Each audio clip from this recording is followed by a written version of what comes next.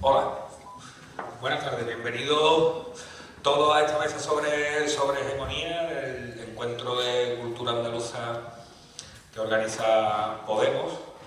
Muchas gracias por estar aquí a pesar de la hora y de lo quizás relativamente árido del tema. Somos los filósofos, antropólogos, teóricos, ¿no? En definitiva. Empiezo presentando, yo soy Juan José Gómez del Círculo de Cultura, de Podemos Cultura Andalucía. Tenemos de derecha a izquierda, tenemos a Francisco Garrido, profesor de Filosofía Moral en la Universidad de Jaén, Fernando Fernández Yebres, profesor de Ciencias Políticas en la Universidad de Granada, Adriana Rafkin, que es antropóloga de la Universidad de Cádiz, Isabel Balsa, profesora de Filosofía Moral en la Universidad de Jaén, Germán Cano, consejero ciudadano de Podemos y profesor de Filosofía en la Universidad Autónoma de Madrid, y José Luis Moreno Pestaña, que es profesor de Filosofía en la Universidad de Cádiz. Pero el motivo por el que pensábamos organizar una mesa sobre hegemonía es por una palabra que es central en el discurso teórico y en la práctica política de Podemos, y sin embargo parece que había cierta demanda de que se definiera, se clarificara el término y qué papel tiene ese término en los procesos políticos que estamos viviendo y qué papel tiene y cómo puede usarse ese término como herramienta de interpretación de esos procesos políticos y de la realidad social y política en la que vivimos actualmente. Hegemonía es una palabra griega, genomía, en griego, bueno, y significa conducción, guía. O sea, hegemonía es conducir, guiar, ser jefe, y como concepto de la filosofía política moderna el término se emplea como para designar el proceso y el ejercicio efectivo de la dirección intelectual y moral de un grupo sobre el resto del conjunto social, ¿no? Por ejemplo, Pleyano y Stalin piensan que la hegemonía era una táctica adoptada por el proletariado durante la Revolución Democrático-Burguesa de 1905. Era la táctica que empleaba el proletariado para aglutinar en torno a sí y en torno a su proyecto de transformación social al resto de los sectores de la sociedad rusa del momento. El término, como es evidente, pues se ha desarrollado en el contexto del marxismo. Para Mao Zedong, la hegemonía es el dominio tecnológico, sobre todo, el dominio tecnológico y científico de algunas naciones sobre otras, en un contexto de conflictos y luchas de clase a nivel mundial. Gramsci, el pensador que más ha desarrollado el concepto, entiende por grupo hegemónico aquel que consigue el reconocimiento general de sus pretensiones políticas por parte del resto del conjunto social. El reconocimiento de su condición dirigente en determinado momento histórico. La hegemonía, entonces, también para Gramsci, por lo menos según Perry Anderson, la hegemonía no solamente se refiere a un discurso político teórico, sino también a esa estructura, a esa base material que permite la circulación de las ideas, es decir, a la prensa, el sistema educativo, el sistema estatal en general, ¿no? Ernesto Laclau, o sea, Gramsci también piensa que la hegemonía depende, si tú necesitas el asentimiento sobre la racionalidad de sus pretensiones, evidentemente la hegemonía depende del conjunto de la capacidad de sistematizar racionalmente un discurso político. De hecho, la menor o mayor capacidad hegemónica de un grupo tiene que ver con su mayor o menor capacidad de sistematizar un discurso político teórico lógico, ¿no? Según Ernesto Laclau, por lo menos yo sí he leído, el punto cero de la hegemonía está en la crítica de la filosofía del derecho en Hegel de Marx, donde Marx afirma que una revolución política se basa en que en el hecho de que una clase, desde su situación particular como clase, lleva a cabo la emancipación general de la sociedad. Y en Lenin la hegemonía va implícita en la noción de dictadura del proletariado, ¿no? Y se opone a la noción estrecha de partido y sindicato. Entonces, Lenin dice que desde el punto de vista del marxismo una clase, desde el momento en que renuncia a la idea de la hegemonía o es incapaz de apreciarla, no es una clase o no es todavía una clase, sino una corporación, un gremio o la suma de varios gremios. Es decir, que actúa según sus propios intereses, pero no según los intereses de la sociedad en su conjunto. Lenin se refiere más bien al aspecto de dirección política que tiene un grupo social sobre el conjunto de otros grupos sociales. Gramsci parece que subraya más la relación entre dirección intelectual y poder, en una reflexión sobre la eficacia histórica de las ideas, ¿no? Una relación social más general. Entonces, dice Gramsci que un grupo social es dominante sobre los otros grupos que tienden a liquidar o someter y es dirigente incluso antes de conquistar el gobierno. Esta es una de las condiciones principales para la propia conquista del poder. Después, cuando ejercita el poder y se lo mantiene con firmeza, se convierte en dominante, pero también debe continuar siendo dirigente. Entonces, bueno, a partir de ahí, pues es una pequeña y somera contextualización del desarrollo del concepto de hegemonía, y ahora mismo yo creo que lo puntualizarán y sistematizarán más los invitados a la mesa. Si os parece, empezamos por mi izquierda, José Luis Moreno Pestaña, en primer lugar, y ahora vamos pasando hacia adelante. Bueno, pues muchas gracias, Juanjo, y muchas gracias a Podemos Cultura por haberme invitado, y a mis colegas de mesa, al público. Bien, yo voy a intentar plantear 3 modelos de transformación cultural posible. 3. No sé si eso dará lugar a que en el debate nos conectemos entre nosotros. Con la idea de intentar ofrecer pautas concretas para lo que puede ser una política del día a día. Los 3 modelos son compatibles en algunos aspectos, en otros aspectos son completamente incompatibles. Un primer modelo es, yo creo que el modelo al que más estamos acostumbrados de transformación cultural. Ese modelo parte de la idea de que hay un corpus de obras de todo tipo, artísticas, políticas, culturales en sentido amplio, que merecen ser transmitidas y que merecen ser recogidas por el mayor número posible de individuos. Lo que podríamos llamar, ese modelo es clásicamente un modelo de la pastoral religiosa.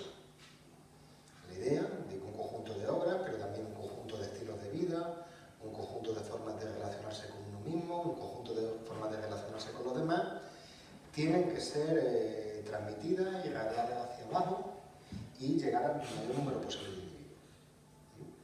Un primer modelo que evidentemente es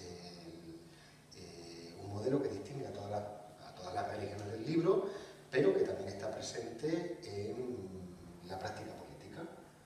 Pues toda forma de acción cultural que considere que es un escándalo que los jóvenes no conozcan a Quijote o a Lope de Vega, o que los militantes de una organización política no conozcan a determinado autor o a otro autor, parte del mismo patrón, parte del mismo primo. Ya la cuestión estaría en ver cuál es el corpus de obras, comportamientos, prácticas intelectuales que merecen ser valorizadas o no, y ahí se abre un territorio enorme de debate. El segundo modelo, yendo muy rápido, a este primer modelo le podemos llamar modelo de legitimista, en el sentido que hemos decretado como legítimas, como valiosas, como dignas de conocimiento,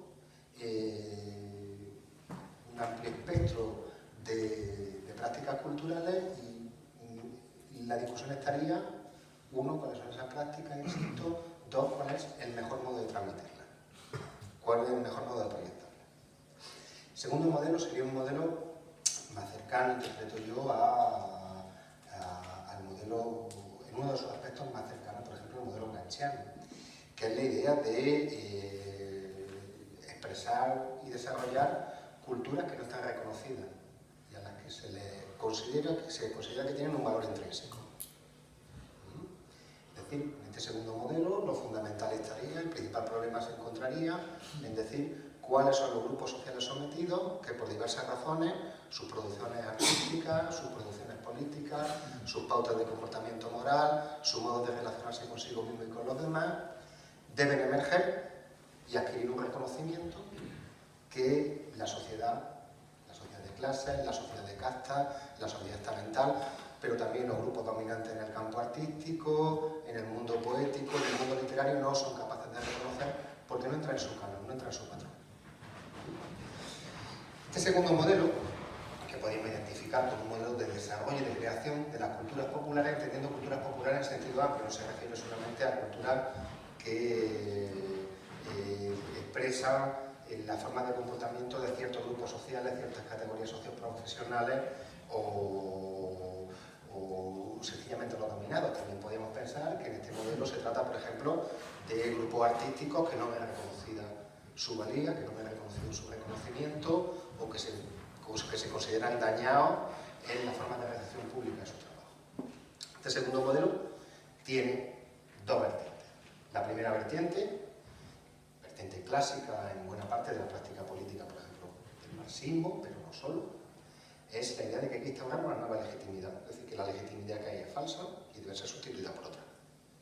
Esto admite casos extremos, por ejemplo, la idea de que tiene que haber una cultura proletaria que se manifiesta desde la forma de producción novelística hasta la biología, pasando por la filosofía y la sociología, y que entonces se trata de promocionar a esa gente.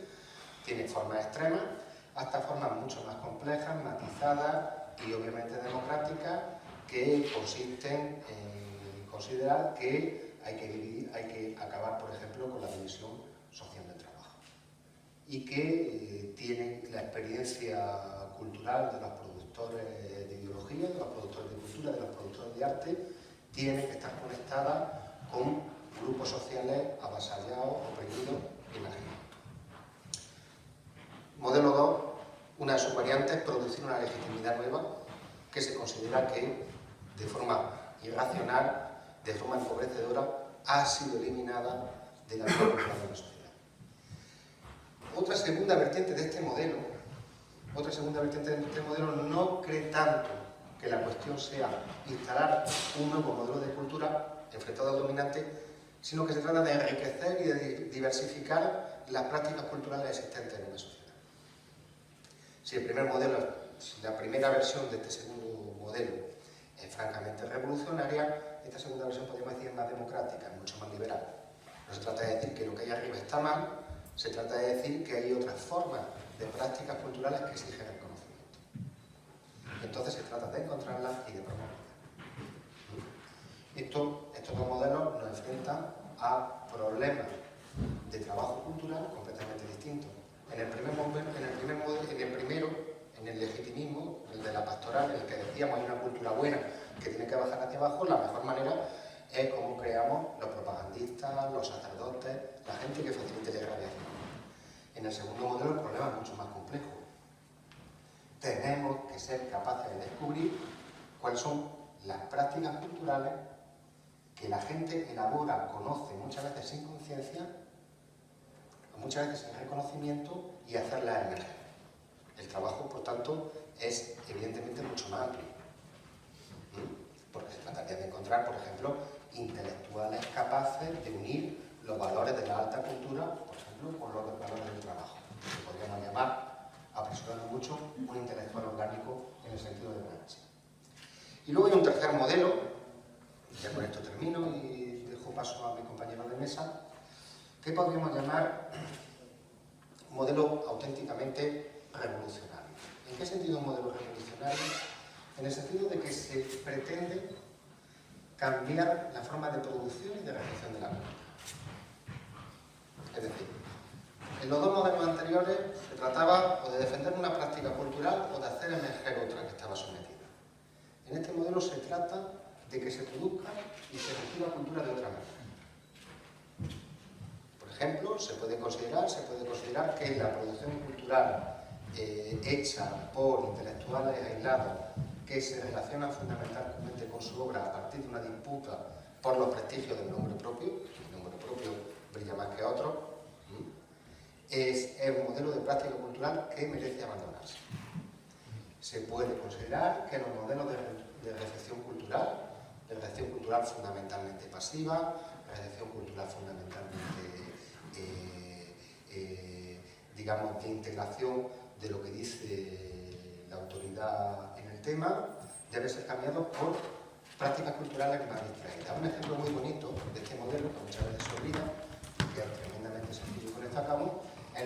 cosa que veía el filósofo alemán Walter Benjamin en el cine. A él le encantaba que en el cine, por ejemplo, la gente tuviera una relación con lo que estaba viendo mucho más distante y mucho más colectiva.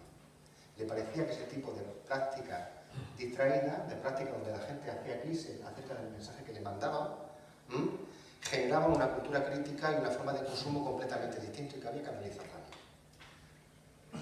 Otro ejemplo, mucho más elaborado, son los efectos de distanciamiento. Las personas que conocen el teatro de Bertolt Brecht saben a lo que me refiero, en los cuales, digamos, el mensaje, se intenta transmitir un mensaje teatral, siempre haciendo consciente al público de que no se deje engatusar, encandilar por aquello que está viendo y sea capaz de distanciarse reflexivamente. Bien, estas son las tres formas en que yo haría operativo la cuestión del cambio cultural, y con esto dejo la palabra a mi compañero de mesa. Germán. Bueno, pues buenas tardes, gracias a todos y a todas por venir, sobre todo teniendo en cuenta lo que pasó ayer y cómo todos estamos un poco bajo estado de shock respecto a lo sucedido, y cómo también esa situación que todos estamos viviendo un poco desde la distancia, pero también desde la cercanía, nos impide quizá, menos a mí, pues estar en esta mesa en las mejores condiciones posibles, ¿no? Bueno, pues lo primero que se me ocurre es mandar un mensaje de solidaridad y de abrazo a toda la gente que está en Francia, y bueno, todos aquellos que han podido sufrir las consecuencias de este terrible atentado, ¿no?, que sucedió ayer en París. Bueno, deduzco que esta primera intervención es una intervención breve para un poco situar las posiciones en cuanto al concepto de hegemonía, y que luego pues intentaremos profundizar y quizá ahondar en la coyuntura española concreta, ¿no?, que yo creo que es también lo que nos puede interesar, en qué medida el concepto de hegemonía puede ser útil para mapear o para cartografiar la situación política presente, y qué opciones se han abierto y qué opciones se pueden cerrar, porque esto también tiene que ver con el concepto de hegemonía, ¿no?, que siempre hay un equilibrio inestable. Bueno, yo entiendo el concepto de hegemonía desde la tradición emancipatoria marxista, y más concretamente desde una interpretación de la famosa 11ª tesis de Feuerbach, escrita por Marx, ¿no?, esta consigna que ha sido muchas veces interpretada, y de formas también muy diferentes, de que los filósofos hasta ahora han interpretado el mundo de diversas maneras, es hora de transformarlo. O sea, el concepto de hegemonía parte de la necesidad de entender el pensamiento en esta clave emancipatoria, y esto es lo que Gramsci llamaba la filosofía de la praxis. Es decir, ¿cómo podemos transformar la realidad? O sea, hay un elemento político y filosófico en esta primera aproximación al concepto de hegemonía. Gramsci diferenciaba o entendía que el concepto de hegemonía era un concepto híbrido, era un concepto ambivalente, y utilizaba la metáfora maquiaveliana del centauro. Con ello Gramsci quería decir que el poder no solamente tiene efectos coercitivos o violentos, o que simplemente se limita a decir no o a reprimir, sino que tiene una dimensión que necesita el consentimiento y la seducción. Por lo tanto, el poder siempre es una negociación. Nunca hay una voluntad monolítica que pueda sobrepujar o que pueda conquistar y dominar al adversario político. Siempre hay fisuras, ¿no? Por eso utilizaba la metáfora del centauro, ¿no? Por una parte, el poder es coerción, es violencia, pero también es consentimiento.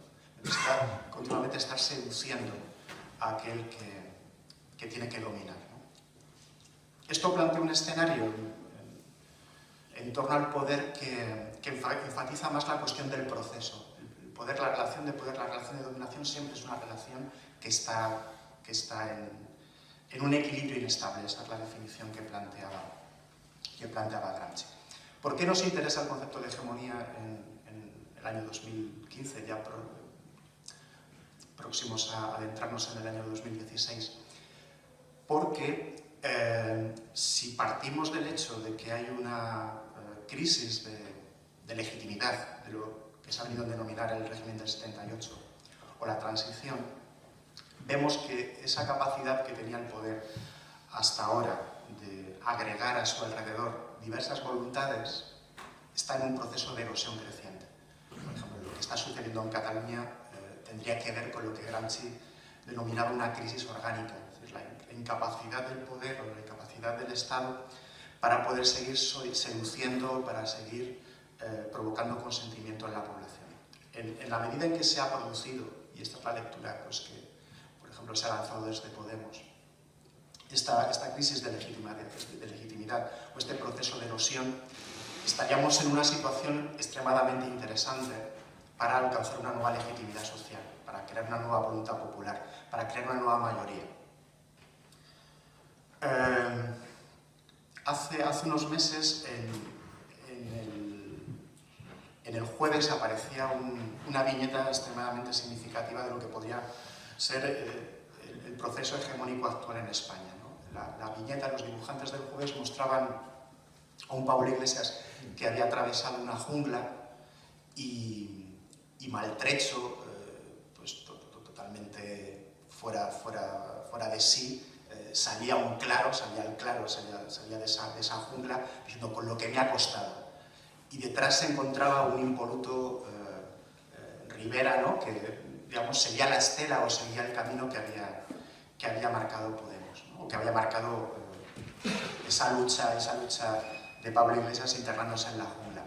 ¿Por qué la metáfora es tan interesante? Pues porque muestra precisamente lo que tiene que ver hoy en España en lo que respecta al problema hegemónico. Se habría producido una crisis destituyente, se había producido un proceso de crisis orgánica, y en ese proceso de crisis orgánica que se manifestó fundamentalmente a raíz de la entrada en escena del 15M, habría creado un nuevo escenario político donde dos nuevas fuerzas, Ciudadanos y Podemos, estarían compitiendo por conseguir una nueva hegemonía, una nueva mayoría social. Creo que el problema es este, y esto podría llevarnos a reflexionar, quizá luego tengamos tiempo en la mesa, por qué es importante impulsar una política cultural en este momento, por qué la cultura es algo tan fundamental para conseguir esa mayoría social frente a posiblemente el adversario que más ha crecido en los últimos tiempos, que es Ciudadanos, y qué se puede hacer también desde la teoría. Otra cuestión que me gustaría apuntar para luego discutirla es la relación entre hegemonía, ideología y deseo. El planteamiento hegemónico, lo que se ha llamado el giro hegemónico en las últimas décadas, va de la mano o corre parejas con la crisis de un determinado modelo filosófico teórico que tenía en la crítica de la ideología su fuente fundamental. Esto implica una nueva posición teórica, una nueva posición del intelectual y una nueva forma de hacer política. Es decir, ya no podemos ir diciendo a la gente que está totalmente equivocada o ya no podemos ejercer nuestra situación como teóricos, nuestra posición como teóricos, tratando de esclarecer a la gente, ¿no? Tenemos que jugar con el deseo de la gente, tenemos que saber qué es lo que la gente quiere. Y voy a terminar poniendo un ejemplo, ¿no? De lo que podría ser una estrategia hegemónica o una nueva sensibilidad hegemónica a la altura de los tiempos que pudiera tener un filo político, ¿no? En el último número de La Circular, la revista que lanzamos desde el Instituto del 5M, reflexionamos sobre una novela que ha tenido un éxito considerable en los últimos tiempos, que es 50 sombras de Grey. El análisis que realizaba Clara Serra, yo creo que iba en la línea de lo que podía ser una aproximación hegemónica a estas cuestiones y una nueva aproximación hegemónica a la sociedad de masas. En este artículo, que os recomiendo, además podéis encontrarlo en la web del Instituto, Clara Serra decía que era una mala opción para el feminismo y para cualquier política emancipatoria en general empezar un análisis de este libro que ha sido masivo, que bueno, incluso ha llevado a filmar una película, que sería un mal punto de partida desacreditar ese deseo y empezar diciendo que bueno, es un simple producto patriarcal donde solamente se trata de dar una imagen de subordinación de las mujeres, etcétera, etcétera, ¿no? Clara decía en ese artículo que es mucho más importante reflexionar sobre los efectos que había producido la novela y la película que interesarse por los contenidos. Evidentemente es una película y es una novela, la novela yo no la he visto, la película sí que la he visto, tengo que confesarlo, totalmente machista, totalmente ridícula, donde los estereotipos están expuestos de forma clara, ¿no? Pero lo interesante de hacer un análisis en términos hegemónicos de 50 sombras de Grey es que permite plantear que cualquier ideología dominante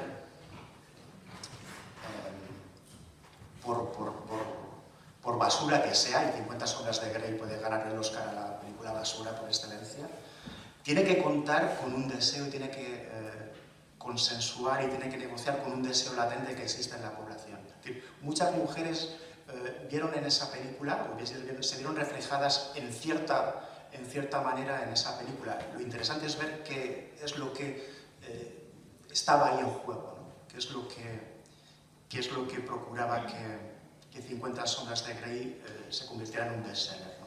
Digo esto y planteo la cuestión de forma polémica porque me parece que es un punto interesante para plantear no solamente cuestiones como 50 sombras de Grey, sino por ejemplo para plantear el problema del deporte, el problema del fútbol, el problema de la cultura basura, el problema de los realities, ¿no? Todas estas cuestiones que están a la orden del día, que desde una posición teórica sofisticada de izquierdas siempre han sido productos rechazados directamente como basura, pero que quizá no han conseguido una aproximación o un esclarecimiento hegemónico que podría servirnos para pensar la cultura popular, ¿no?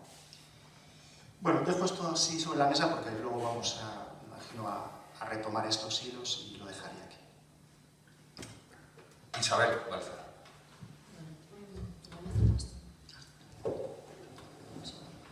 Hola. Bueno, pues creo que lo que yo tenía pensado contar, bueno, viene un poquito al hilo, luego lo podemos enlazar mejor porque son 5 minutillos ahora para empezar. He leído el artículo de Clara Serra, luego podemos hablar sobre esto. Creo que tiene que ver con lo que yo voy a contar de alguna forma. Bueno, yo para introducir la cuestión sobre la hegemonía voy a utilizar la interpretación que hace Judith Butler sobre la hegemonía. Un texto que tiene y algunas cosas que cuenta ahí. A partir de ahí voy a indicar un par de cosas. Si, como ya estamos aquí diciendo, si hegemonía es consentimiento, es un poder, pero que es más que eso, no es el consentimiento, una creación de sentido. Entonces, Judith Butler, identifica la hegemonía con la performatividad, o dice que tiene mucho que ver. Entonces voy a intentar enfocarlo desde este punto para ver la potencia que tiene como en el sentido de subversivo y transformador, ¿no? Una hegemonía subversiva, ¿no? Para ver dónde podíamos encontrar esto. Entonces, claro, lo que a mí me interesa del concepto de performatividad, que como sabéis Judith Butler lo utiliza sobre todo lo analiza a partir de las cuestiones de género, de lo que sea el género, de cómo se performa el género. Lo que a mí me interesa para enlazarlo con tal y como ya lo hace, como yo lo interpreto, con la cuestión de la hegemonía, es que lo que nos estaría diciendo que la hegemonía es performativa, lo que quiere decir, lo que es interesante aquí, es que no es en ese sentido creado por el poder o ese sentido común o esa Weltanschauung que decimos del mundo, por decirlo así, no es natural, ¿no? El punto de que no hay nada natural detrás, sino naturalizado, es decir, que no hay ninguna esencia, ninguna verdad que esté sustentando ese sentido que parece que lo es, que lo hemos naturalizado y que vivimos en él, ¿no? Entonces, insistir en este punto porque nos abre a la posibilidad de la transformación y del cambio, porque viéndolo de esta manera y viendo que el sentido hegemónico es algo que se performa, que se va creando, que nunca está dado del todo, que no está cerrado, que está abierto, porque hay siempre dislocaciones, aperturas, y por lo tanto que en ese sentido común, en ese sentido en el que estamos viviendo, esas rupturas van a venir siempre del lado, o sea, del lugar que menos nos lo esperamos, quizá, que eso yo creo que es lo que estaba también apuntando de alguna forma Germán, lo que estaba diciendo, creo que tiene que ver con esto también. Es Es decir, que en esas rupturas, esas dislocaciones, esos márgenes, como dice Judith Butler, ¿no? Pues se crea un sentido nuevo, algo que quizá no estábamos esperando y que donde menos esperamos salta la liebre, que es lo que Clara Serra dice en su artículo de alguna manera, ¿no? Que sí, estamos hablando de que estas mujeres cuarentonas como yo, ¿no? Que yo no he leído 5 sombras de Grey, pero bueno, que mucha gente que lo ha leído, que ha encontrado ahí algo que tiene que ver con su deseo en una cosa que es una cutrez, pero ¿qué más da si lo están resignificando y están encontrando algo de otra manera ahí? O sea, lo están performando de otra manera. Entonces esto es lo que es interesante, que esto puede surgir en cualquier lugar. Esto es lo interesante del concepto de performatividad para la hegemonía. Esto por una parte. Entonces, por otra parte también, y uniendo a lo que les estaba comentando, un poco para que sea también una especie de debate, de alguna manera, claro, la performatividad lo que ocurre es que nosotros cogemos lo que ya tenemos y lo volvemos a recargar de sentido, de una forma o de otra. La creación de un nuevo partido político, una nueva posición política, es lo mismo, cogemos lo que hay y lo volvemos a resignificar. ¿Qué puede ocurrir aquí? ¿Qué dice Judith Butler en general sobre esto? Dice, claro, lo que ocurre es que cogemos las normas y las resignificamos, pero en esta resignificación, en esta nueva manera de personificarlas, como queréis llamarlo, puede ser de una forma normativa y repetitiva que no tiene ningún punto de fuga, ninguna apertura a la novedad, es decir, otra vez lo mismo, es un partido, otra vez lo mismo, son los de siempre. Esto es lo que tantas veces hemos oído, es que es lo mismo otra vez, es otra nueva izquierda, es otro nuevo partido, o puede ser algo que abra y que lleve hacia algo nuevo, o el impasse o la sorpresa. Aquí podríamos pensar en esta jungla, Ciudadanos desde luego es lo mismo, yo lo tengo clarísimo, vamos, es lo mismo, es otra vez como esta propaganda podemita de es el naranja, azul, naranja, los colores que tienen, no sé, naranja, otra vez el azul, ¿no? Entonces son lo mismo, lo que tenemos que insistir, ¿no? Es que hay algo que no es lo mismo, que tiene una apertura, insistir siempre en esa apertura hacia la novedad, hacia la sorpresa. Y bueno, a mí me gusta mucho utilizar, pues algo que yo he trabajado bastante, esa dislocación cultural, ¿no? Cuando creamos nuevos sentidos, ¿dónde nos encontramos esa sorpresa? O ¿qué figura me gusta a mí para explicar esto, que es la figura de la monstruosidad del monstruo, ¿no? La figura del monstruo culturalmente sirve para explicar esto como una figuración que recoge muchos sentidos, porque es precisamente, si algo es el monstruo, es lo que no es natural, es ese híbrido no natural, y sirve para hablar de esas líneas de fuga, ¿no? De esa sorpresa que nos encontramos, que no sabemos a dónde nos puede llevar, ¿no? Bueno, que es una... Ahí podríamos ver, por ejemplo, que la normalidad naturalizada, lo que hay, el sentido dado, que es el que tiene la hegemonía, siempre quiere mantener y despolitizar a la gente en ese sentido. Frente a eso, la metáfora del monstruo, la figura del monstruo como lo más político, aquello que siempre está, el contrahegemónico, el que está cambiando y el que está abriendo el sentido. Bueno, pues, y aquí también, para terminar esta primera intervención, bueno, pues un ejemplo del feminismo reciente. El feminismo, si algo ha hecho el feminismo es esto. Ha sido contrahegemónico, ha tratado de performar nuevos sentidos, llevar a lo público diferencias que antes no tenían sentido, o sea, no eran políticas. Una de ellas, para poner el ejemplo de la manifestación del sábado pasado, no ha sido la violencia de género, un asunto privado que se ha llevado a lo público, que ha costado mucho trabajo que esté ahí y que culmina todo ese trabajo de alguna manera en el 7N, el sábado pasado, con esa gran manifestación, esa energía colectiva, pero aquí surge otra vez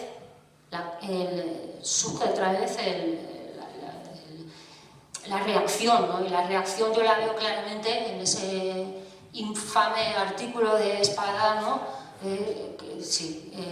Vamos, no sé si lo habéis leído, mejor que no lo leáis, pero el negocio del sexo, ¿no? Las mujeres feministas están ahí para ganar dinero. Vamos, ¿no?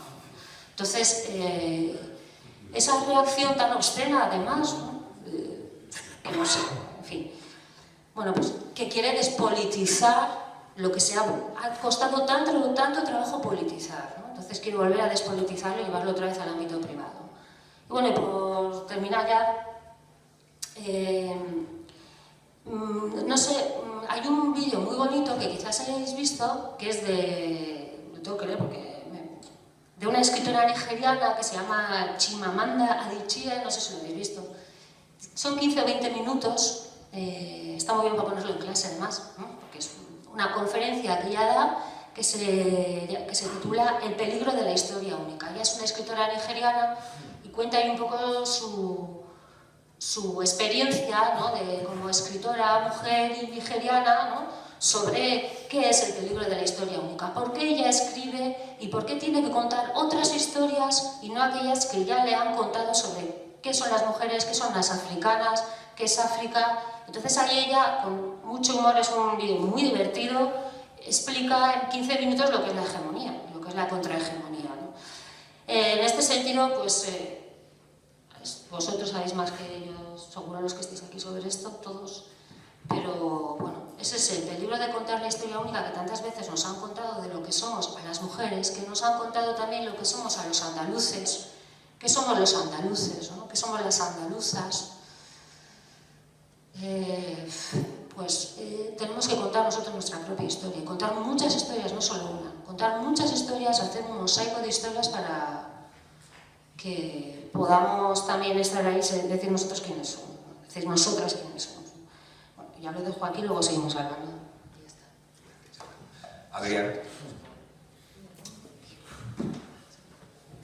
Hola, bueno, muchas gracias a todas y a todos por estar aquí y bueno, a vosotros por haberme invitado.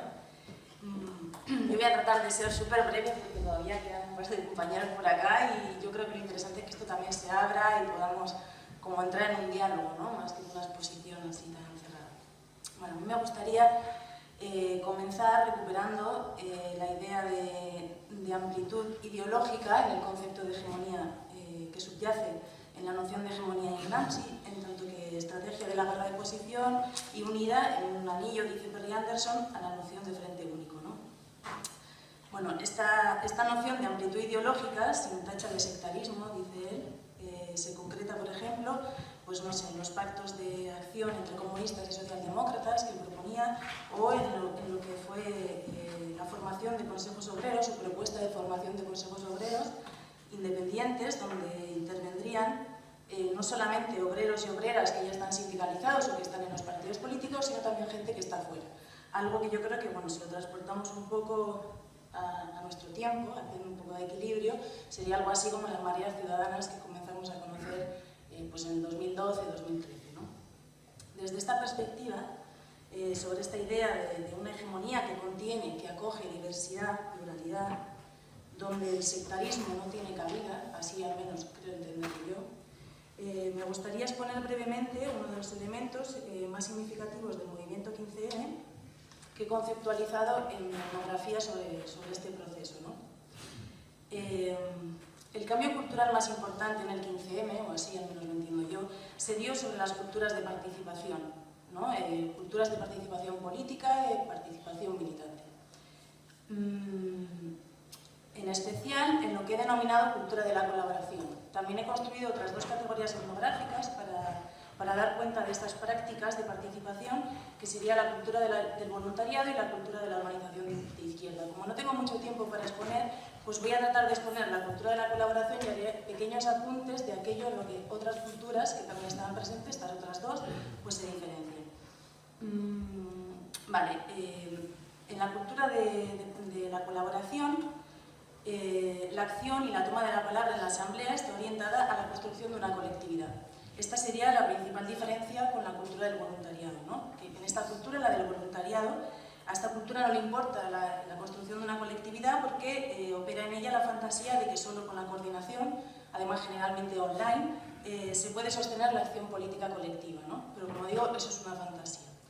En la cultura de la colaboración, la construcción de la colectividad se sostiene sobre relaciones colaborativas y en el marco de un ideal de libertad que se alcanza sacrificando ciertas capas de individualidad, de posición política, en este caso concreto, también de práctica militante, de formas de hacer las cosas, haciendo posible la construcción de lo colectivo, ¿no? Pero este sacrificio de ciertas capas de individualidad no supone en ningún caso la disolución o el secuestro de ciertas posiciones en otras que se pretenden universales.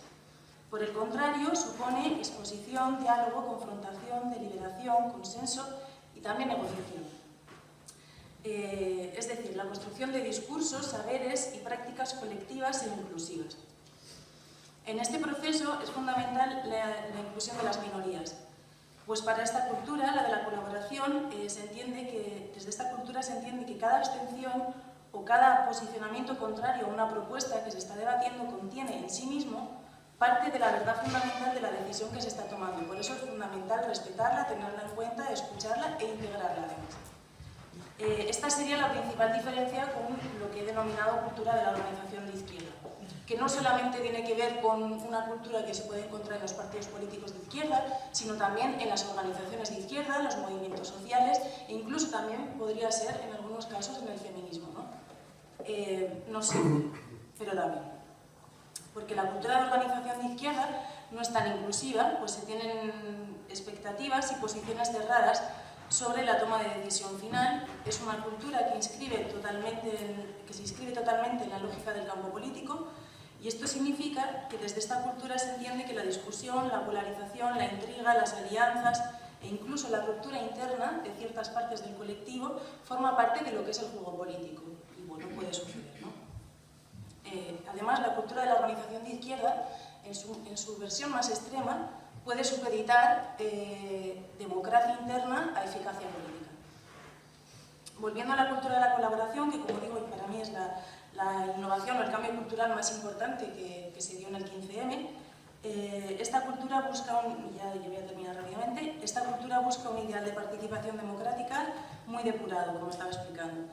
Evita por todos los medios las salidas de participantes del proceso, pone por encima de todo el diálogo y el consenso, y funciona sobre la premisa de que la toma de posición colectiva será resultado del consenso entre todas las posiciones que existen previamente, ¿no? La toma de posición colectiva final será aquello que se construya entre todo el mundo que está desde el principio, ¿no? Y se llegará, por tanto, a nivel político, en la toma de posición política, se llegará hasta donde se llegue, pero sin que esa toma de posición suponga una salida del colectivo, por alguna de las facciones, por alguna de las personas que no son capaces de asumir la posición que se ha tomado. Es una cultura que pone muchísimo énfasis en la institucionalización de mecanismos y procedimientos que garanticen la participación democrática y la inclusividad, mediante diversas estrategias, como pueden ser, en aquel momento en el 15M eran las estrategias de moderación asamblearia, o también un circuito de toma de decisiones en el que el voto puede aparecer, pero en un momento muy posterior del proceso. O sea, tiene que haber muchísima deliberación, tiene que haber muchos intentos de consenso hasta que al final pueda activarse el sistema de votación. Pero lo importante es ese proceso por el que se va construyendo o se va intentando construir el consenso. Eso es lo fundamental en esta cultura.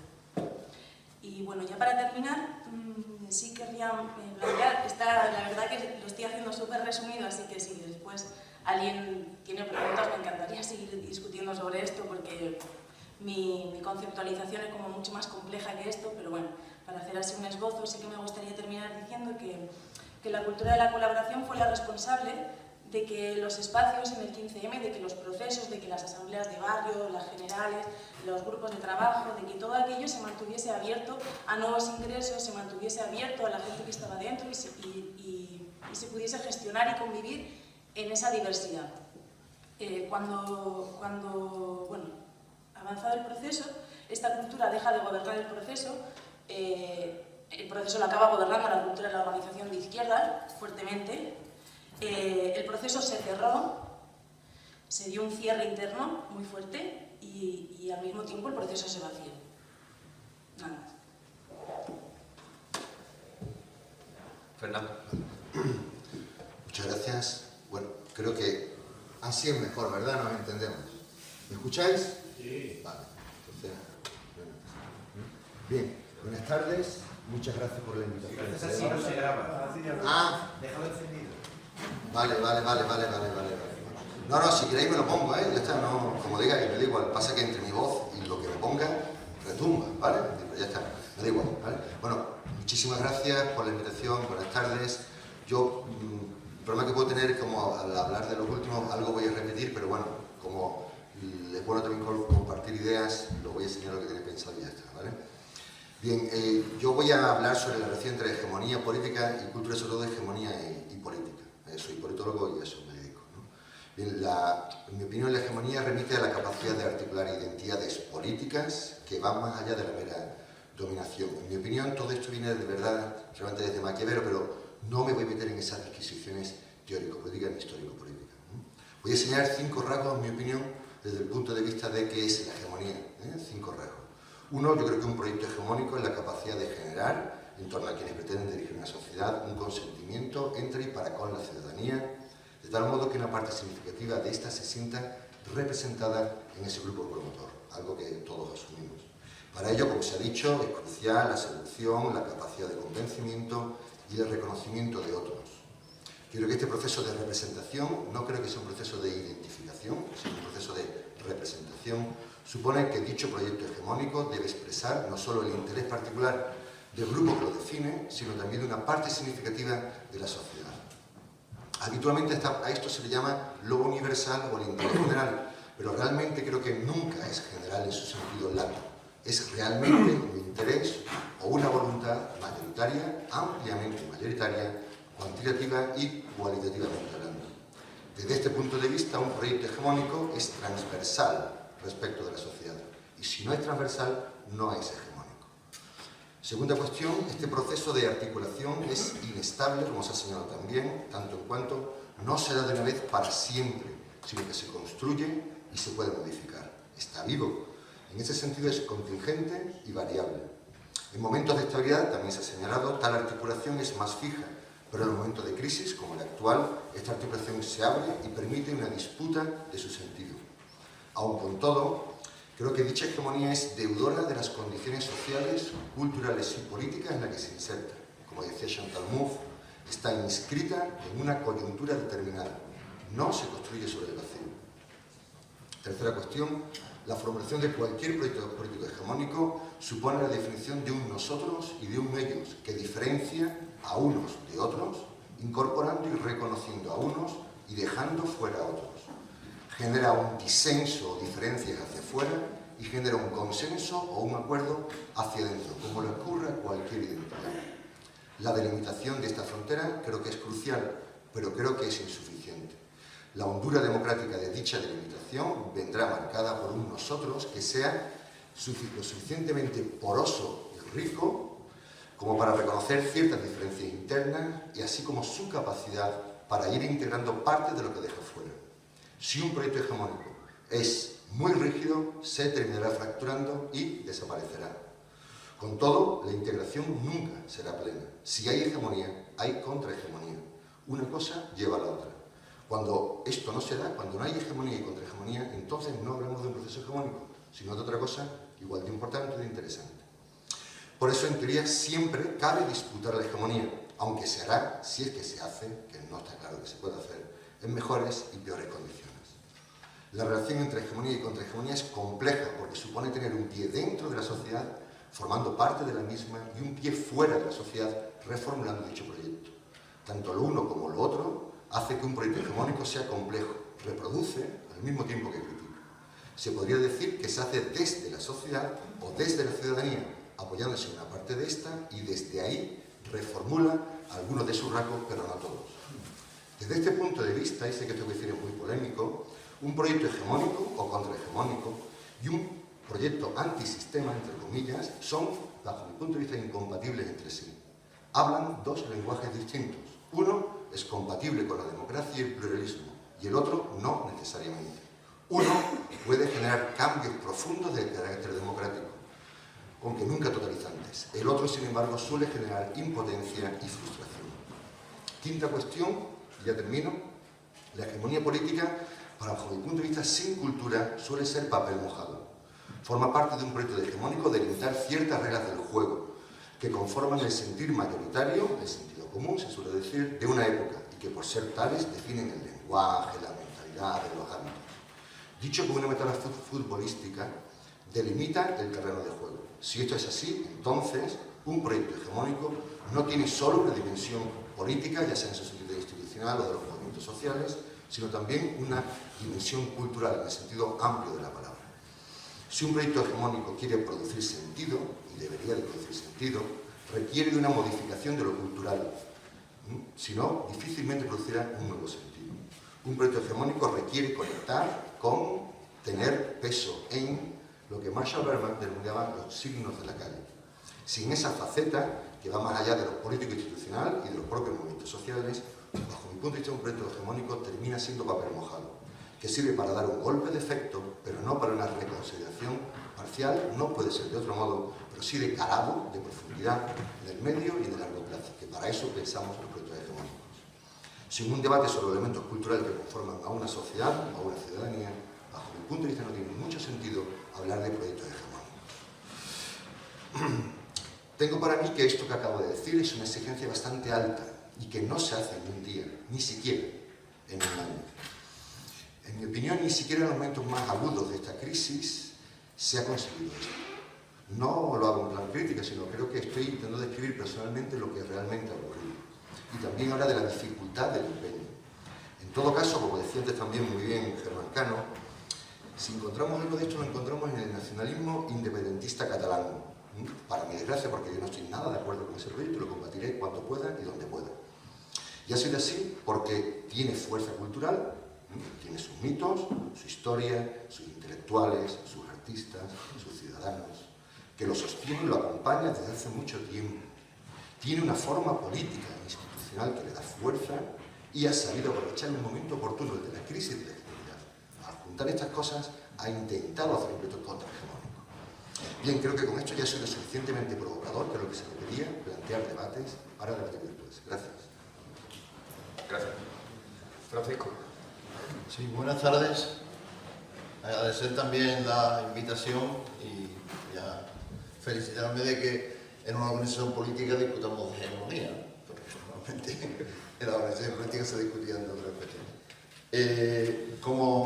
Aceptando la taxonomía que ha propuesto Pepe y la mayoría de las intervenciones que se han dado, que desbrozan en gran medida la idea de hegemonía, yo quisiera centrarme brevemente en algunas tesis que lanzaré, porque no tenemos más tiempo, luego si podemos discutiremos, sobre el concepto de hegemonía, pero también sobre su implicación con las relaciones de los cambios culturales, de las modificaciones sociales que se pueden producir. En primer lugar, siguiendo la estela de lo que han comentado los compañeros y compañeras, es evidente que el concepto de hegemonía es un concepto plural, no solamente el concepto, sino tal como al menos yo lo considero, creo que es un dispositivo que tiene niveles muy diversos. Podemos hablar de hegemonía discursiva o hegemonía política, pero también podemos hablar de hegemonía estética, podemos hablar de hegemonía en definitiva en distintos campos donde se produce lo que yo creo que es el elemento central de la hegemonía, que es el control de las condiciones de producción del sentido. Sí, la hegemonía es el control de las condiciones de producción del sentido. Y el sentido no es solo el significado, no es solo lo que alude al ámbito reflexivo o al marco cognitivo, que es muy importante, sino también al marco práctico, es decir, a las formas de vida. Repensando el concepto de Gramsci, que yo empecé a pensar con Gramsci y con Manuel Azcárate en un famoso artículo que publicó en el año 75 en Zona Abierta, que firmaba como Azcárraga, porque todavía estaba en la clandestinidad. Repensando este concepto, me encontré con un artículo hace unos años, precisamente cuando emergió de nuevo al calor de Podemos, de Sen, donde hacía una equivalencia muy ilustrativa entre Wittgenstein, Rafa y Gramsci. Como todos saben, Rafa es un gran economista de la escuela de Cambridge, discípulo de Keynes, un compañero de Robinson, y este hombre, que es italiano, napolitano, fue muy amigo de Gramsci, fue incluso muy amigo de su hermano, de Carlos Gramsci, ¿no? Fue uno de los grandes apoyos que tuvo Gramsci en la cárcel. Pero bien, este hombre, junto con Sen, mejor dicho, el economista, el premio Nobel, hacía una equivalencia en la importancia que tenía el concepto de forma de la razón y forma de vida en Wittgenstein, en Gramsci y en Rafa. ¿Cómo el análisis y la crítica incluso al mismo Marx que Rafa realizaba y que el mismo Gramsci recupera con respecto al concepto de hegemonía de Lenin que comentaba Juanjo anteriormente, que tenía más que ver con la dictadura romana del proletariado, que planteaba esa traslación que hace Lenin de la dictadura romana a la dictadura del proletariado, planteaba que estaba vinculado con el sentido, pero el sentido entendido como el punto óptimo entre el significado y la praxis. El significado y las vivencias, y los sentimientos, y las acciones, de tal manera que cambiar las ideas no constituía, ni muchísimo menos, un cambio global de hegemonía, ni siquiera cambiar las formas de representación, sino que era necesario cambiar las formas de vida. Esto evidentemente no es que no se pueda cambiar la forma de vida si no se cambia la forma de vida, ninguna dinámica mecanicista de este tipo debe tener asiento, sino sencillamente que todo cambio hegemónico, que por otro lado, pues otra hegemonía es agonístico, como se ha dicho, está siempre en contraposición con otra hegemonía, subyace con un entrevesamiento de hegemonías y contrahegemonías tremendos. Decía antes Germán Cano que, analizando fenómenos culturales como el famoso de las sombras de Grey, que hay que buscar los elementos contrahegemónicos que aparecen en discursos o en praxis que tradicionalmente nosotros hemos adjudicado a hegemonías extrañas, a la hegemonía de la izquierda, a la hegemonía cooperativa, la hegemonía socialista. ¿Veis? Yo creo que esa es una primera idea que quería reforzar. La idea del sentido, el control del sentido, y que el sentido no solamente la producción de las ideas, aunque la producción de las ideas es muy importante en el control del sentido, sino también la producción de la forma de vida. Porque Gramsci insiste en esto, no tiene una interpretación que, por ejemplo, a mí me parece muy interesante la de Laclau, pero creo que es muy fenomenológica. Creo que es muy fenomenológica, es decir, que se olvidan las condiciones materiales de vida, en gran medida.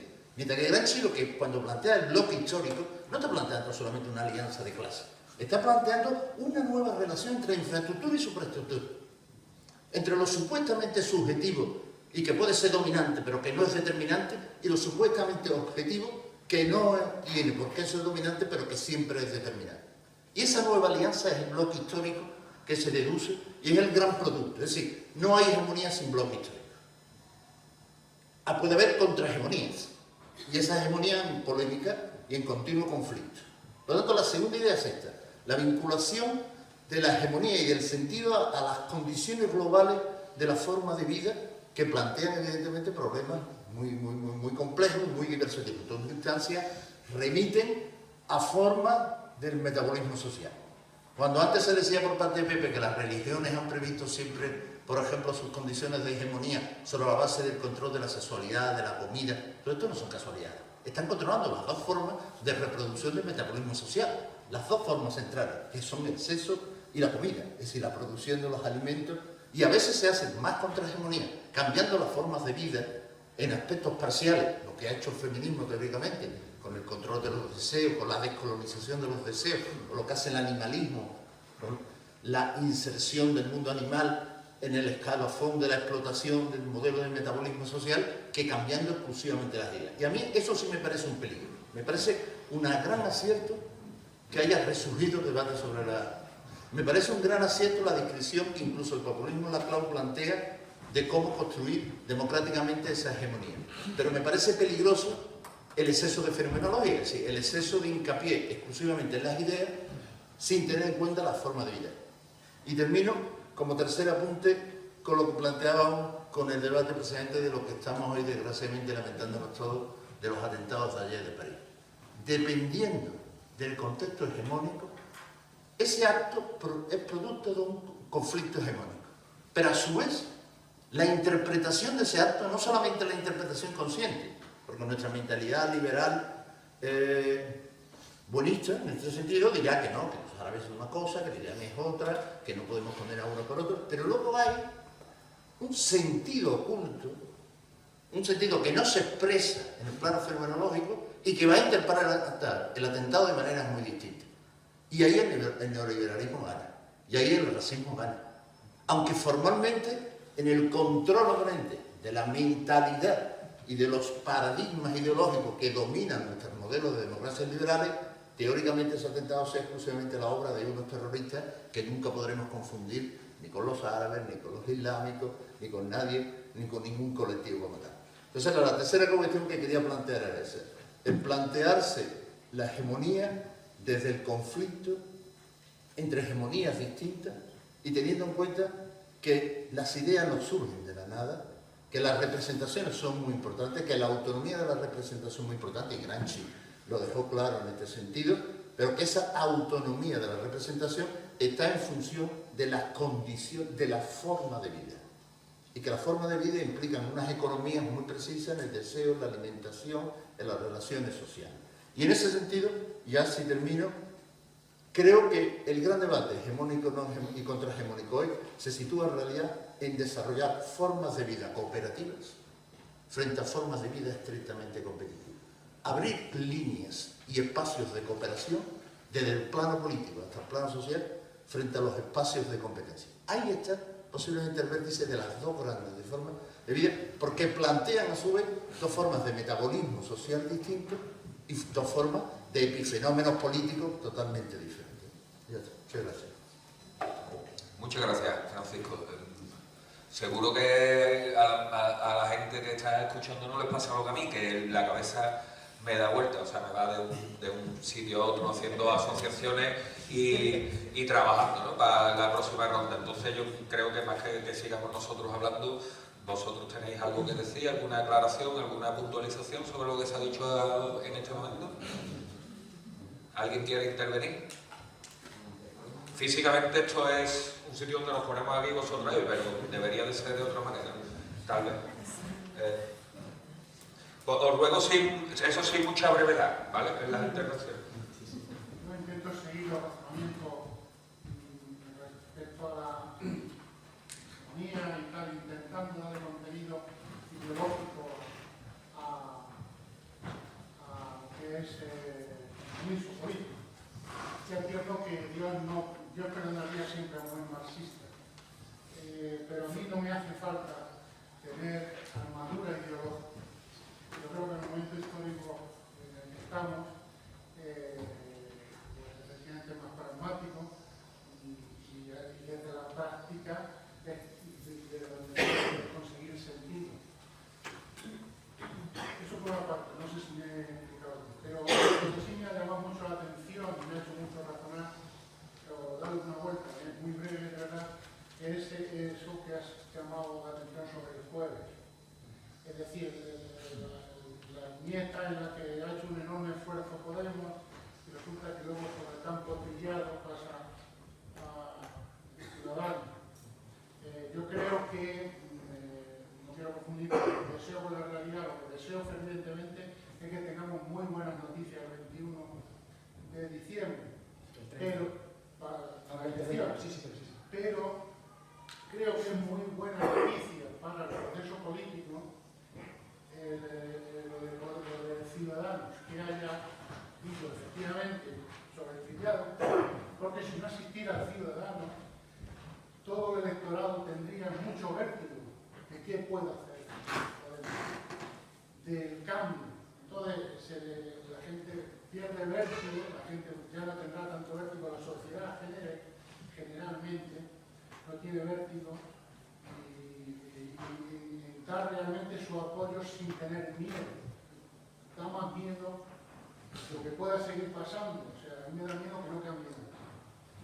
Entonces, concluyo, efectivamente, los gobiernos políticos, salió en la sexta, discutiendo, Rivera, Iglesias, etc., responde todo a una necesidad. Yo de ahí le saco el tema de la, ¿cómo se llama?, la hegemonía, me pierdo.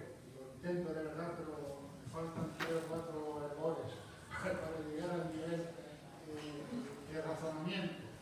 Pero no me hace falta ideología, porque además estoy muy aburrido de las religiones del libro. Ya está. Entonces, resumiendo, efectivamente, que es muy importante el tema de la ideología, creo sinceramente que es muy importante que bajo la tela o detrás de la tela que podemos haya salido Ciudadanos, que ahora que si sale con barba San Antón, si no, pues la Inmaculada Concepción, obviamente. Muchas gracias. ¿Alguien quiere decir alguna cosilla más? Sobre hegemonía. Sí. Perdona que vaya atosigando con la brevedad general.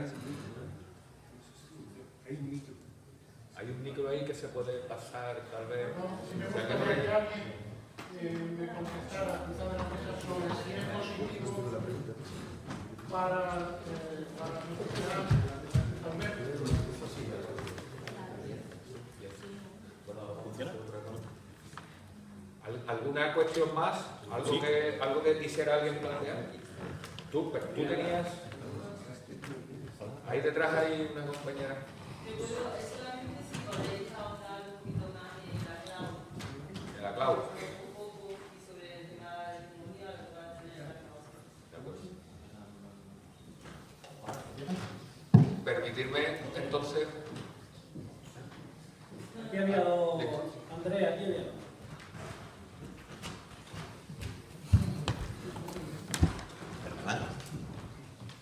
Sí, ¿se oye?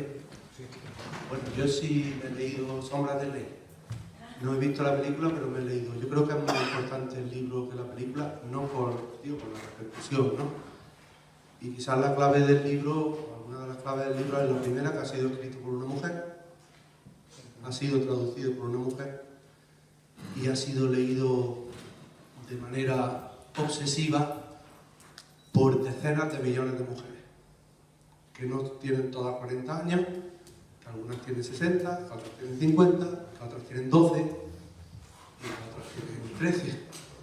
Lo de 12 lo digo con seguridad porque doy clase en un instituto y en los primeros niveles de la ESO se lee, las niñas están, no hay ningún problema, o sea, mientras ellas hacen eso, sus compañeros varones están viendo pornografía, o sea que no pasa nada. Sí. Bien, entonces, me llama la atención, quería decir que efectivamente, como señalaba, creo que era Germán, lo importante del libro no es el libro en sí, el libro en sí no vale un duro, lo importante del libro es eso que estoy citando, la repercusión que ha tenido y que yo creo que muestra, digamos, nos sirve, voy a dar un rodeo muy grande pero voy a llegar a la hegemonía, nos sirve efectivamente para decir quién de verdad tiene la hegemonía, ¿no? ¿Por qué de pronto alguien consigue que decenas de millones, de mujeres lean obsesivamente un libro tan machista, tan aborrecible, un libro que, por si alguien no conoce la historia, pues cuenta la historia de una chica que contrata con un millonario rico, no tarda mucho, contrata con un millonario rico el hecho de que ella sea su esclava sexual y lo acepta. Y ya está, esa es un poco la historia. ¿Por qué eso funciona? Porque existe una hegemonía que a lo mejor es invisible frente a tantos productos culturales, ideológicos, políticos, etcétera, etcétera, en los que nosotros nos movemos. En ese sentido, a mí la mejor definición de hegemonía, la que más me sirve, no viene ni de Gramsci, ni de Brecht, ni de Marx, sino que viene lo va a leer un compañero, porque yo no lo veo sin las gafas, un asesor de George Bush, en un texto que a mí me parece fascinante, que desde hace 8 o 10 años lo va a leer y a ver qué os parece. Este texto, como sabéis, y creo que me lo habréis escuchado alguna vez, por la importancia, porque es una hegemonía que es que inventa la propia realidad. Dice este asesor de Bush: el mundo ya no funciona en realidad de esa manera. Ahora somos un imperio. Cuando actuamos, creamos nuestra propia realidad. Y mientras ustedes estudian criteriosamente cómo desean hacerlo, nosotros volvemos a actuar y creamos otras nuevas, que ustedes también pueden estudiar, y así es como pasan las cosas. Nosotros, los actores de la historia, y a ustedes, todos a ustedes, no les queda otra cosa más que estudiar lo que nosotros hacemos. No, es de... Este me parece que era un tal... se llama La estrategia de Sherezade del artículo, ¿no? Pero creo que es... ¿cómo se llama el tipo este? Karl Rove, creo.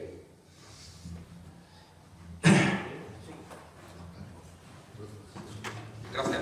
¿Alguien más?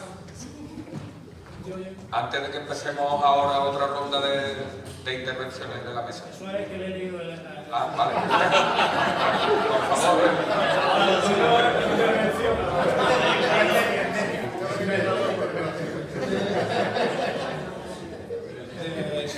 Claro, esto si lo tomamos en serio destroza. Voy a cambiar totalmente de asunto y vamos a seguir estudiando lo que ellos hacen. Por supuesto, Fernando, yo estoy totalmente de acuerdo con la mayoría de lo que habéis dicho, pero hay un problema fundamental. Creo que bueno, me ha recordado lo de Gramsci, me ha llevado a los años 70, a la agrupación Antonio Gramsci de Granada, de la que algunos formábamos parte. El problema es lo que decía Althusser, decía Althusser algo así como ser marxista y no contarse cuentos. Y entonces hay un problema, Germán, en tu interpretación, en tu intervención. Es decir, cuando has puesto el ejemplo de Cataluña y has puesto el ejemplo de Rivera, nosotros tenemos que conocer muy bien lo que está pasando. Porque en el relato que nosotros metemos para nuestro argumentario, a veces podemos creérnoslo todo. Y como todos sabemos, cuando hacemos un argumentario, hacemos un argumentario. ¿Vale? Es decir, el señor Rivera no es un señor que viene que ha surgido de la nada. No, este señor lleva luchando en Cataluña 10 años por lo que ahora le va a dar el triunfo. Casi seguro.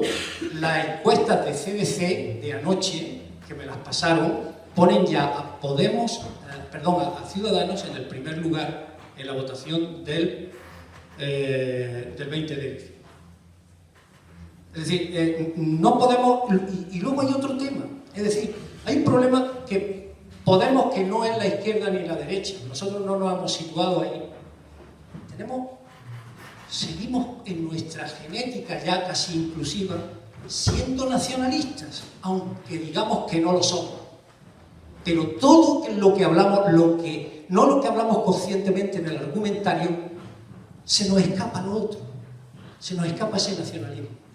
No tiene ningún sentido decir, defendemos, me parece muy bien, referéndum, pero sí es que ya los nacionalistas te han dicho que han elegido a la CUP y no a POT, que nos vamos a elegir a la CUP, no vamos a elegir a Podemos como interlocutores, no vamos por vuestra vía del referéndum. Entonces, ¿el proceso político es una foto fija? No, es un proceso, y ese proceso ya ha pasado. Tenemos que decir otra cosa. Estoy hablando de lo que yo pienso, por supuesto, mi opinión. En segundo lugar, cuando nosotros hablamos de seducir ¿a quiénes? A esos señores a los que le hemos dado todo el dinero, perdón, el Estado capitalista le ha estado dando todo el dinero, y ahora vendría la explicación de por qué el nacionalismo está allá ahora. Le hemos venido dando el dinero durante 30 años y le hemos perdonado la cárcel. Y le hemos perdonado la cárcel, y porque el juez Villarejo lo conocemos todos. Discúlpame un momento. Sí. La organización me ha exigido ya me he cambiado. absoluto. Ya me callo. Es sobre hegemonía. Es suficiente. Este debate. Gracias. No, eso es hegemonía. ¿Alguien más? A mí me ha interesado mucho lo que os ha dicho Fernando. Me gustaría que me explicara un poco en qué sentido dices que no cabe un movimiento contrahegemónico y un movimiento antisistema dentro de la misma organización. Bien, vamos a pasar ahora a otra ronda de intervenciones después de las matizaciones que ha hecho la gente. Disculpadme, a veces soy capaz de apagar el móvil. Estaba controlando la hora, pero no hay manera de que la gente no deje de llamar. Simplemente vamos a pasar a otra ronda, vamos un poquillo justo de tiempo, con lo cual habrá un poquillo de brevedad. Yo quería hacer también una puntualización personal sobre las cosas que se han estado diciendo. Según yo entiendo, el concepto de hegemonía es, un grupo que es hegemónico ejerce la hegemonía sobre otra serie de grupos, pero ¿cuál es la diferencia o qué es lo que constituye a esos grupos como grupos hegemonizados pero independientes del grupo hegemónico? Es por relacionar, todo el mundo conoce las influencias hegelianas del marxismo italiano y sobre todo de Gramsci, pero y por intentar traducir un poco al lenguaje de Hegel, la diferencia entre el grupo hegemónico y los grupos que se supone que hegemonizan está en que esos grupos que están hegemonizados, esos grupos se ven asimismo reflejado, o sus pretensiones o su definición se ve reflejada en el discurso del grupo dirigente, pero nunca puede haber una identidad absoluta entre los grupos hegemonizados y el grupo hegemónico. Es como en Hegel cuando se pasa del Estado a la religión o a la filosofía, es decir, del espíritu ético al espíritu absoluto. En el ámbito del Estado siempre hay una especie de cortocircuito estructural en la hegemonía, que es lo que explica la existencia, por ejemplo, de los jueces o de la policía. Es decir, hay una zona ahí de incertidumbre, y luego en el caso de los juegos de hegemonía me parece que también reproduce un poco la dialéctica del señor y el siervo, ¿no? O sea, es decir, hay una hegemonía subalterna que tiene que, a medida que se va desarrollando, su discurso, va adquiriendo conciencia de sí hasta que se reconoce como con derecho de ser una hegemonía dirigente. Esto tiene dos problemas, ahora mismo estoy relacionándolo, por ejemplo, con Rivoltas Feminiles, ¿no? Y con Karl Marx y con Escupamos sobre Hegel. Es decir, lo que hace el juego de hegemonía es mantener la hegemonía del poder mismo como principio rector de la organización social. Porque siempre el señor es derrocado por el siervo toma el poder y se convierte, o sea, es todo, en el juego de la hegemonía lo que queda como una totalidad que determina el juego, que es la totalidad hegemónica, es el poder. Entonces, me están diciendo que no tenemos más tiempo. Cerramos, si os parece, con un segundo solo, un minuto cada uno, ¿no? Para unas conclusiones. Sí, exactamente, como en la tele. Yo no tengo tele, no sé cómo es como en la tele, pero bueno. José. Sí. Yo solamente, viendo a los compañeros y tal, se me ocurría, para explicar lo que es la hegemonía, un chiste. Era un chiste que contaban en la Unión Soviética, que está en un libro sobre chistes de los países del Este, que es magnífico. Resulta que Leonidas Brezhnev, el secretario general del Partido Comunista de la Unión Soviética y presidente del Soviet Supremo de la URSS, invita a su madre, creo que era Azeri, de Azerbaiyán o de Kazajstán, a visitarlo en el Kremlin. Entonces dice: mamá, mira dónde vivo, mamá, mira qué habitaciones, mamá, mira qué pedazo de coche tengo, mamá, mira qué dacha, qué casa en las afueras me han dado, mira a tu hijo cómo ha progresado. Entonces, disculpa, Pepe. Me están diciendo que tenemos que cuando han empezado a contar chistes me están diciendo que tenemos que cortar porque viene otra...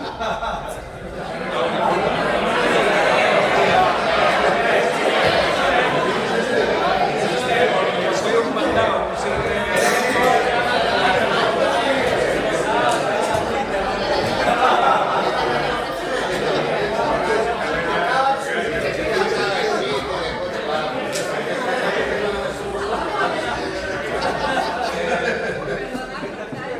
Mira qué casa tengo, ahí que los chistes, venga, así que chiste, ¿cómo va a con chiste? Que tenía que haber estado 5 minutos ya ahí esperando y por respetar a los compañeros.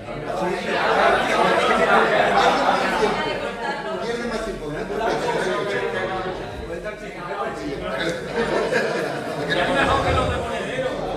bueno, entonces,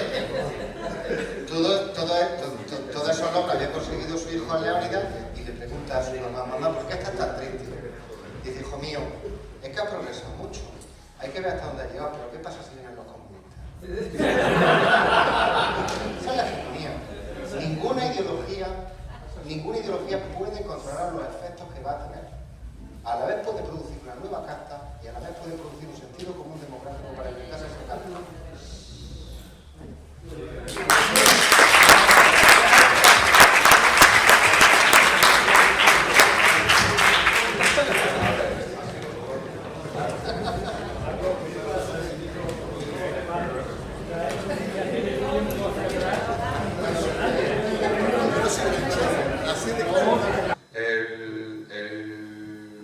Ernesto Laclau, o sea, Gramsci también piensa que la hegemonía depende, si tú necesitas el asentimiento sobre la racionalidad de sus pretensiones, evidentemente la hegemonía depende del conjunto de la capacidad de sistematizar racionalmente un discurso político. De hecho, el mayor la menor o mayor capacidad hegemónica de un grupo tiene que ver con su mayor o menor capacidad de sistematizar un discurso político teórico lógico, ¿no? Según Ernesto Laclau, por lo menos yo sí he leído, el punto cero de la hegemonía está en la crítica de la filosofía del derecho en Hegel de Marx, donde Marx afirma que una revolución política se basa en que parte en el hecho de que una clase, desde su situación particular como clase, lleva a cabo la emancipación general de la sociedad. Y en Lenin la hegemonía va implícita en la noción de dictadura del proletariado, ¿no? Y se opone a la noción estrecha de partido y sindicato. Entonces, Lenin dice que desde el punto de vista del marxismo, una clase, desde el momento en que renuncia a la idea de la hegemonía o es incapaz de apreciarla, no es una clase o no es todavía una clase, sino una corporación, un gremio o la suma de varios gremios. Es decir, que actúa según sus propios intereses, pero no según los intereses de la sociedad en su conjunto. Lenin se refiere más bien al aspecto de dirección política que tiene un grupo social sobre el conjunto de otros grupos sociales. Gramsci parece que subraya más la relación entre dirección intelectual y poder, en una reflexión sobre la eficacia histórica de las ideas, ¿no? Una relación social más general. Entonces, dice Gramsci que un grupo social es dominante sobre los otros grupos que tiende a liquidar o someter y es dirigente incluso antes de conquistar el gobierno. Esta es una de las condiciones principales para la propia conquista del poder. Después, cuando ejercita el poder y se lo mantiene con firmeza, se convierte en dominante, pero también debe continuar siendo dirigente. Entonces, bueno, a partir de ahí, pues es una pequeña...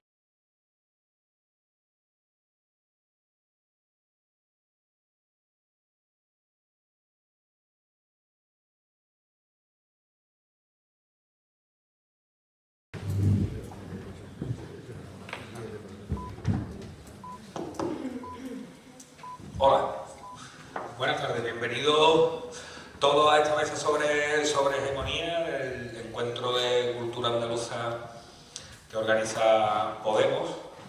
Muchas gracias por estar aquí a pesar de la hora y de lo quizás relativamente árido del tema. Somos los filósofos, antropólogos, teóricos, ¿no? En definitiva.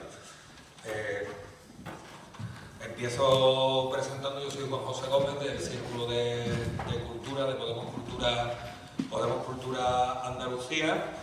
Tenemos de derecha a izquierda, tenemos a Francisco Garrido, profesor de Filosofía Moral en la Universidad de Jaén, Fernando Fernández Llebres, profesor de Ciencias Políticas en la Universidad de Granada, Adriana Rafkin, que es antropóloga de la Universidad de Cádiz, Isabel Balsa, profesora de Filosofía Moral en la Universidad de Jaén, Germán Cano, consejero ciudadano de Podemos y profesor de Filosofía en la Universidad Autónoma de Madrid, y José Luis Moreno Pestaña, que es profesor de Filosofía en la Universidad de Cádiz. Pero el motivo por el que pensábamos organizar una mesa sobre hegemonía es porque una palabra que es central en el discurso teórico y en la práctica política de Podemos, y sin embargo parece que había cierta demanda de que se definiera, se clarificara el término y qué papel tiene ese término en los procesos políticos que estamos viviendo y qué papel tiene y cómo puede usarse ese término como herramienta. Es un escándalo que los jóvenes no conozcan a Quijote o a Lope de Vega, o que los militantes de una organización política no conozcan a determinado autor o a otro autor, parte del mismo patrón, parte del mismo problema. Ya la cuestión estaría en ver cuál es el corpus de obras, comportamientos, prácticas intelectuales que merecen ser valorizadas o no, y ahí se abre un territorio enorme de debate. El segundo modelo, yendo muy rápido, a este primer modelo le podemos llamar modelo de legitimista, en el sentido que hemos decretado como legítimas, como valiosas, como dignas de conocimiento, un amplio espectro de prácticas culturales y la discusión estaría, uno, cuáles son esas prácticas, insisto, dos, cuál es el mejor modo de transmitirlas, cuál es el mejor modo de proyectarlas. El segundo modelo sería un modelo más cercano, interpreto yo, al modelo, en uno de sus aspectos más cercanos, por ejemplo, el modelo kantiano, que es la idea de expresar y desarrollar culturas que no están reconocidas que se considera que tienen un valor intrínseco. Es decir, en este segundo modelo lo fundamental estaría, el principal problema se encontraría en decir cuáles son los grupos sociales sometidos que por diversas razones, sus producciones artísticas, sus producciones políticas, sus pautas de comportamiento moral, su modo de relacionarse consigo mismo y con los demás, deben emerger y adquirir un reconocimiento que la sociedad de clases, la sociedad de castas, la sociedad estamental, pero también los grupos dominantes en el campo artístico, en el mundo poético, en el mundo literario, no son capaces de reconocer porque no entra en su canon, no entra en su patrón. Este segundo modelo, que podemos identificar como un modelo de desarrollo... La interpretación de esos procesos políticos y de la realidad social y política en la que vivimos actualmente. Hegemonía es una palabra griega, genomía, en griego, bueno, y significa conducción, guía. O sea, hegemonía es conducir, guiar, ser jefe. Y como concepto de la filosofía política moderna, el término se emplea como para designar el proceso y el ejercicio efectivo de la dirección intelectual y moral de un grupo sobre el resto del conjunto social, ¿no? Pues Pleyano y Stalin piensan que la hegemonía era una táctica adoptada por el proletariado durante la Revolución Democrático Burguesa de 1905. Era la táctica que empleaba el proletariado para aglutinar en torno a sí y en torno a su proyecto de transformación social al resto de los sectores de la sociedad rusa del momento. El término, como es evidente, pues, se ha desarrollado en el contexto del marxismo. Para Mao Zedong, la hegemonía es el dominio tecnológico, sobre todo, el dominio tecnológico y científico de algunas naciones sobre otras, en un contexto de conflictos y luchas de clase a nivel mundial. Gramsci, el pensador que más ha desarrollado el concepto, entiende por grupo hegemónico aquel que consigue el reconocimiento general de sus pretensiones políticas por parte del resto del conjunto social. El reconocimiento de su condición dirigente en determinado momento histórico. La hegemonía, entonces, también para Gramsci, por lo menos según Perry Anderson, la hegemonía no solamente se refiere a un discurso político teórico, sino también a esa estructura, a esa base material que permite la circulación de las ideas, es decir, a la prensa, el sistema educativo, el sistema estatal en general, ¿no? Y somera contextualización del desarrollo del concepto de hegemonía, y ahora mismo yo creo que lo puntualizarán y sistematizarán más los invitados a la mesa. Si os parece, empezamos por mi izquierda, José Luis Moreno Pestaña, en primer lugar, y ahora vamos pasando hacia adelante. Bueno, pues muchas gracias, Juanjo, y muchas gracias a Podemos Cultura por haberme invitado, y a mis colegas de mesa, al público. Bien, yo voy a intentar plantear 3 modelos de transformación cultural posible. 3. No sé si eso dará lugar a que en el debate nos conectemos entre nosotros.